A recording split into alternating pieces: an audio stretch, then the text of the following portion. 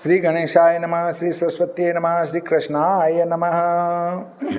देखिए, आज आपको श्रीमद् भागवत महापुराण के 10वें स्कंद का 86वां अध्याय श्रवण कराता हूँ। आप प्रेम से मन लगाकर श्रवण कीजिए। हरण सुभद्रा को कियो 86 अर्जुन धीर, कियो सुखी श्रुतदेव को अरुद्विज को यदुवीर। राजा परीक्षित पूछने लगे कि हे योगीश्वर श्री सुखदेव जी, बलराम और श्री कृष्णचंद्र की भगिनी सुभद्रा जो मेरी दादी थी, उसके संग अर्जुन ने जिस प्रकार विवाह किया सो मेरी सुनने की इच्छा है। यह प्रश्न सुनकर श्री सुखदेव जी बोले कि हे कुरु कुलभूषण परीक्षित, एक समय सामर्थ्यवान अर्जुन तीर्थ यात्रा करने के लिए पृथ्वी पर भ्रमण करता करता प्रभास तीर्थ में पहुंचा। वहां जाकर अपने मामा की पुत्री सुभद्रा को बलदेव जी दुर्योधन को ब्याह देंगे और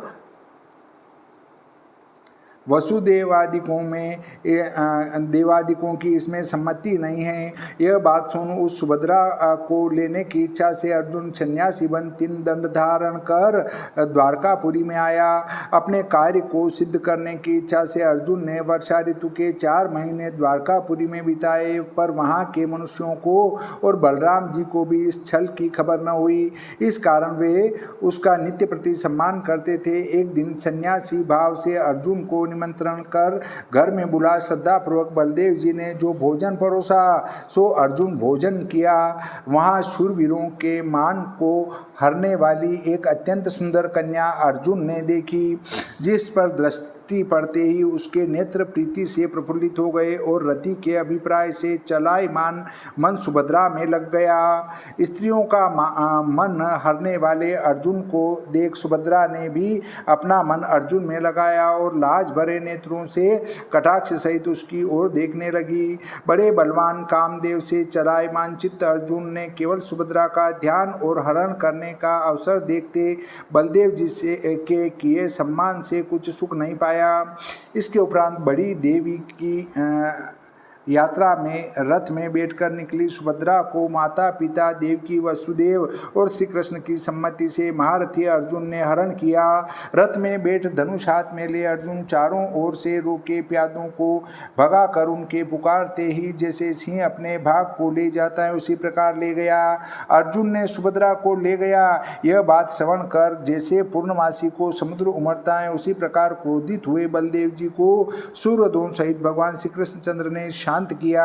फिर बलदेव जी ने अति आनंद पूर्वक दहेज में उन दुल्हन के लिए अमूल्य सामान हाथी घोड़े रथ दास और दासियां आदि भेजे। श्री सुखदेव जी कहने लगे कि हे महाराज परीक्षित, श्री कृष्णचंद्र की एक भक्ति से संपूर्ण मनोरथ शांत स्वभाव विवेकी विषयों में अनासक्त एक सुखदेव नाम प्रसिद्ध ब्राह्मण भगवान श्री कृष्णचंद्र का भक्त था।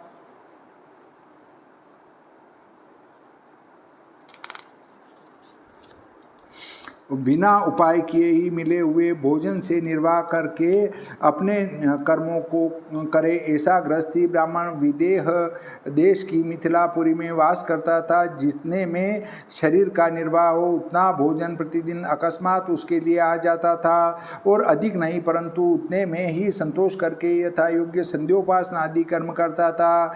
हे परीक्षित, जैसा शुद्धदेव ब्राह्मण भक्त था उसी प्रकार मिथिला देश का पालन करने वाला जनक के वंश में हुआ निर्भीमान बहुलाश्व नाम से विख्यात राजा भगवान श्री कृष्णचंद्र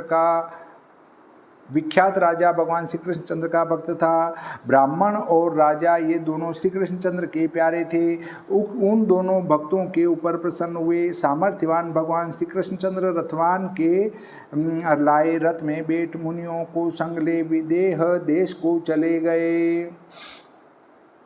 तब नारद वामदेव अत्रि वेदव्यास परशुराम असित अरुणि में सुखदेव जी, बृहस्पति, कण्व, मैत्रेय और च्यवन आदि ऋषि भी संग गए थे। हे राजन, मार्ग में मुनियों को संग लिए श्री कृष्णचंद्र जहाँ जहाँ गए वहाँ वहाँ पूर्ववासी उनके लिए अर्घ्य हाथ में लेकर उनकी स्तुति करते थे।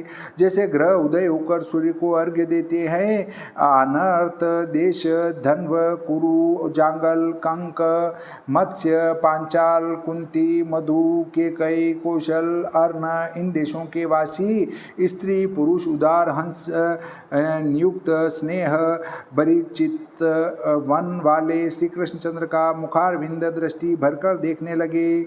अपनी कृपा दृष्टि से अज्ञान दूर कर पुरुषों की दृष्टि को कल्याण और तत्वज्ञान देते दिशाओं के अनंत तक व्याप्त पापनाशक देवता और मनुष्यों से गाए अपने यश को श्रवण करते त्रिलोकी के गुरु श्री कृष्णचंद्र धीरे धीरे विदेह के देश में पहुँचे। हे राजा परीक्षित, वह संपूर्ण पूर्ववासी देशवासी जन श्री कृष्णचंद्र को आया सुन हर्षित हो पूजा के योग्य सामग्रियों को हाथ में ले सम्मुख आए। उत्तम यशस्वी भगवान श्री कृष्णचंद्र का दर्शन कर प्रफुल्लित मुख और अंतःकरण वाले पुरुष हाथ जोड़ मस्तक झुकाकर नमस्कार करने लगे और उक्त मुनियों को भी प्रणाम किया। जगत के गुरु भगवान श्री कृष्णचंद्र हमारे ऊपर अनुग्रह करने के लिए आए हैं, इस प्रकार बुद्धि से निश्चय कर मिथिलापुरी का राजा बहुलाश्व और सुदेव ब्राह्मण दोनों श्री कृष्णचंद्र के चरणों में आकर गिर पड़े। यहाँ एक शंका होती है कि मुनीश्वर लोग विदेह राजा के नगर को सदा आते थे और नगर में कुछ दिन वास करके अपने अपने आश्रमों को चले जाते थे, जबकि जनकपुर में बड़े बड़े महात्मा और प्रजागण बसते थे। तब वह पूर्ववासी प्रजागण और महात्मा जन मुनियों को देखते थे। फिर व्यास जी ने क्यों कहा कि प्रथम जिन मुनियों को सुन रखा था उन मुनियों का पूजन किया, इस बात से यह जान पड़ता है कि नारदादि मुनि जनकपुरी को कभी भी नहीं गए, नए नए कृष्ण के साथ गए हैं। इसलिए व्यास जी कहे कि जनकपुरवासी प्रजा ने देखे नहीं थे परंतु सुने तो थे कि अमुक अमुक मुनि पृथ्वी पर हैं। यह शंका बड़ी भारी है। इसका उत्तर यह है कि श्रुतपूर्वान मुनीश्वरान, इस श्लोक में विद्वान पुरुष सब दिन तथा वर्ष को तथा बहुत दिन को बहुत पहले नहीं मानते थे। बहुत दिन तक तथा वर्ष से तो पूर्ववासी प्रजा सब मुनियों को जानते थे, परंतु जब श्री कृष्ण के साथ सब मुनि आए तब सब मुनियों को पूर्ववासी प्रजा ने देखा, उस समय से पहचाना और पहले से तो सुन रखा था। ऐसा अर्थ है क्योंकि जनकपुर में बड़ा कोलाहल मच गया था कि श्री कृष्णचंद्र जनकपुर को आते हैं और उनके संग अमुक अमुक मुनि लोग भी आते हैं, ऐसा पूर्ववासियों ने सुना था। सो अब आ गए, उन सब का यथा योग्य पूजन किया। श्रुतपूर्वान मुनीश्वरान का अर्थ है व्यास जी ने ऐसा किया और ऐसा नहीं किया कि कभी देखे नहीं थे, सुने ही थे। मिथिलापुरी का राजा बहुलाश्वर सुखदेव जी, इन दोनों ने एक संग हाथ जोड़ ब्राह्मणों सहित श्री कृष्णचंद्र का आतिथ्य भाव कर निमंत्रण किया।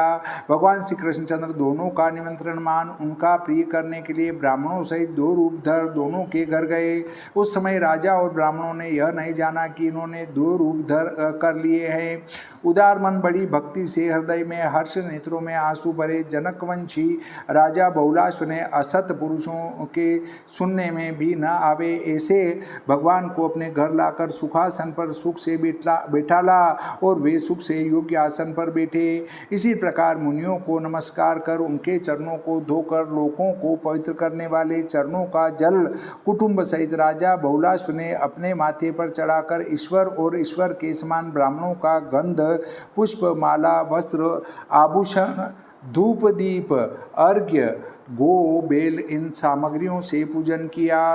भोजन कर तृप्त हुए उन ब्राह्मणों व भगवान श्री कृष्णचंद्र को प्रसन्न करता गोद में धरे श्री कृष्ण के चरण धीरे धीरे दबाता हुआ वह यह कहने लगा। राजा बहुलाश्व ने कहा कि हे समर्थ, सब प्राणियों की आत्मा साक्षी स्वयं प्रकाश तुम ही हो, इसलिए तुम्हारे चरणारविंद का स्मरण करने वाले मुझे दर्शन दिया।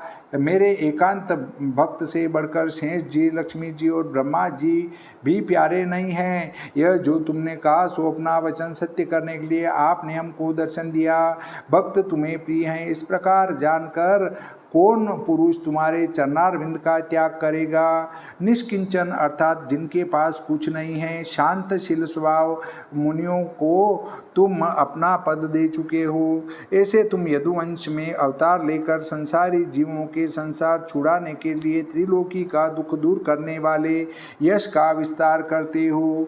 ऐसे अकुंठ बुद्धि शांत तप करने वाले नारायण ऋषि भगवान श्री कृष्णचंद्र को नमस्कार हैं। हे व्यापक, सब ब्राह्मणों सहित कुछ काल हमारे घर में वास कर अपने चरण कमल की रस से इस निमि राजा के कुल को पवित्र करो। राजा बहुलाश्व ने जब इस प्रकार बहुत प्रार्थना की तब लोगों के पवित्र करने वाले भगवान श्री कृष्णचंद्र ने मिथिलापुरी के पुरुष स्त्रियों का कल्याण करने के लिए कुछ एक दिन तक वास किया। जैसे जनक वंशोत्पन्न बहुलाश्व राजा को प्राप्त हुए, उसी प्रकार शुद्धदेव ब्राह्मण भी आया देख श्री कृष्णचंद्र तथा मुनियों को नमस्कार कर अत्यंत हर्षित हो नाचने लगा। तृण पत्र लाकर बिछा और कुशा के आसन पर ब्राह्मणों सहित श्री कृष्णचंद्र को बैठा कर भले आए।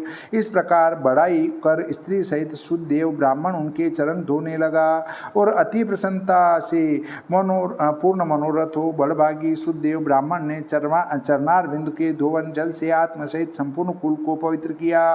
आमले आदि फलों से और मंगल रूप अमृत के समान मधुर जल से तथा सुगंध युक्त मृतिका, तुलसी, कुश और अनायास लब्ध पूजा की सामग्री से सत्वगुण को बढ़ाने वाले शुद्ध अन्न से शुद्धदेव ब्राह्मण भगवान श्री कृष्णचंद्र का पूजन करके आराधना करने लगा।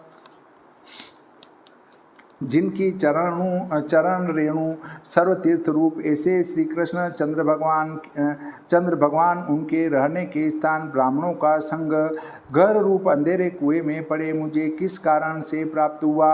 इस प्रकार ब्राह्मण तर्क करने लगा। आतिथ्य कर भली भांति विराजमान ब्राह्मणों के निकट स्त्री कुटुंब और पुत्र सहित उपस्थित हो श्री कृष्णचंद्र के चरणों का स्पर्श करता हुआ श्रुतदेव यह वचन करने लगा। श्रुतदेव बोला कि जिस समय शक्ति से इस विश्व को रचकर अपनी सत्ता से इसमें प्रविष्ट हुए, उसी समय तुम परम पुरुष हमको प्राप्त हुए, परंतु इस सांवरे स्वरूप का दर्शन अभी प्राप्त हुआ। जिस प्रकार सोते हुए पुरुष ने अपनी अविद्या से स्वप्न में मन से ही दूसरे शरीर को रचकर उसमें मानो प्रवेश किया हो, उसी प्रकार तुमने भी इस संसार को निर्माण कर मानो इसमें घुसे हो। मुझको ऐसा प्रतीत होता है जो तुम्हारी कथाओं को श्रवण करे, तुम्हारे नाम का कीर्तन करे, सदा तुम्हारी पूजा करे, तुमको प्रणाम करे, उन शुद्ध अंतःकरण वाले पुरुषों को भी आप हृदय में ही दर्शन देते हो। परंतु मुझे तो आपने प्रत्यक्ष ही दर्शन दिया, इस कारण मुझे जान पड़ता है कि मैं सबसे बढ़कर आज दिन भाग्यशाली पुरुष हूँ। कर्मों से चलायमान चित पुरुषों के हृदय में भी स्थित हो, परंतु अति दूर हो और तुम्हारी कथा को सुनने और तुम्हारे नाम लेने से जिनके निर्मल अंतःकरण हो गए हैं, उन पुरुषों के तुम सदा समीप रहते हो। देह और गेह में अभिमान रहित पुरुषों को मोक्ष देने वाले और देह गेह में अभिमानी पुरुषों को आप संसार देते हो। कार्य महदादिक और कारण माया, इन दोनों उपाधियों को सेवन करते हो और अपनी माया से आप ढके नहीं हो। ऐसे जीवों का ज्ञान माया से आच्छादित करने वाले आपको मैं प्रणाम करता हूँ। हम भक्तों को आज्ञा दो, आपका क्या पूजन करें। जब तक तुम नेत्रों के सम्मुख नहीं आते तब तक ही मनुष्य को क्लेश रहता है। श्री सुखदेव जी बोले कि हे नृपश्रेष्ठ परीक्षित, इस प्रकार शुद्धदेव ब्राह्मण का वचन सुनकर शरणागतों के दुख हरने वाले भगवान श्री कृष्णचंद्र अपने हाथ से ब्राह्मण का हाथ पकड़कर हंसकर यह वचन बोले। श्री भगवान बोले कि हे ब्राह्मण, ये मुनि लोग तुम्हारे ऊपर अनुग्रह करने के लिए यहाँ आए हैं, यह तुम निश्चय जानो, क्योंकि यह पुरुष अपने चरणारविंद की रस से मनुष्यों को पवित्र करते मेरे साथ भ्रमण किया करते हैं। देवता, क्षेत्र, तीर्थ ये दर्शन, स्पर्शन, अर्चन करने से बहुत काल में धीरे धीरे पवित्र करते हैं। सो भी महात्माओं की इच्छा हों तो और ब्राह्मण तो शीघ्र ही पवित्र कर देते हैं। इस संसार में समस्त प्राणियों की अपेक्षा ब्राह्मण जन्म से श्रेष्ठ हैं और जो तप करके श्रेष्ठ हों तो इसमें कहना ही क्या है। यह मेरा चतुर्भुज रूप भी मुझे ब्राह्मणों से विशेष प्यारा नहीं है, क्योंकि ब्राह्मण सर्व वेदमय हैं और देवता रूप में हूँ और देवताओं की सिद्धि वेद के अधीन होने से ब्राह्मण मुझे इस रूप से भी अधिक प्रिय हैं। दुष्ट बुद्धि जन ऐसा न जानकर दोष को देखते हैं। उत्तम बुद्धि वाले मेरा गुरु ब्राह्मण और आत्मा का पूजन करते हैं। स्थावर जंगम रूप यह विश्व और विश्व के कारण महदाधिक पदार्थ सब ईश्वर रूप ही हैं। इस प्रकार से ब्राह्मण सब और अपनी दृष्टि से देखते हैं। हे ब्राह्मण, श्रुतदेव जैसी श्रद्धा मुझ में है, इसी प्रकार श्रद्धा सहित ब्रह्म ऋषियों का पूजन करो। मुझ में इनमें एक सा भाव करोगे तो मेरी साक्षात पूजा हो जाएगी, और जो भेदभाव से बहुत सी संपत्तियों से भी मेरी पूजा करोगे तो भी प्रसन्न न होऊंगा। इतनी कथा सुनकर श्री सुखदेव जी बोले कि हे महाभाग परीक्षित, इस प्रकार भगवान श्री कृष्णचंद्र से आज्ञा पाकर श्रुतदेव ब्राह्मण श्री कृष्णचंद्र सहित सब ब्राह्मणों का एक भाव से आराधना कर सुंदर गति को प्राप्त हुआ, और मिथिलापुरी के राजा ने भी सुंदर गति पाई। हे राजन, इस प्रकार भक्तों पर प्रीति करने वाले भगवान श्री कृष्णचंद्र अपने भक्त बहुलाश्व और श्रुतदेव के यहाँ वास कर सन्मार्ग अर्थात उपासना कांड, ज्ञान कांड, उपासना कांड, ज्ञान कांड, कर्म कांड, इन तीनों का उपदेश कर फिर द्वारकापुरी में आकर सुशोभित हुए। श्रीमद्भागवते महापुराणे दशम स्कंदे उत्तरार्धे भाषाटिकायां श्रुतदेवाद्यनुग्रहो नाम षडशीतितमो अध्यायः। श्री कृष्णचंद्र भगवान की जय, श्री रामचंद्र भगवान की जय, सरस्वती मैया की जय, गणपति जी महाराज की जय, बजरंग बली की जय।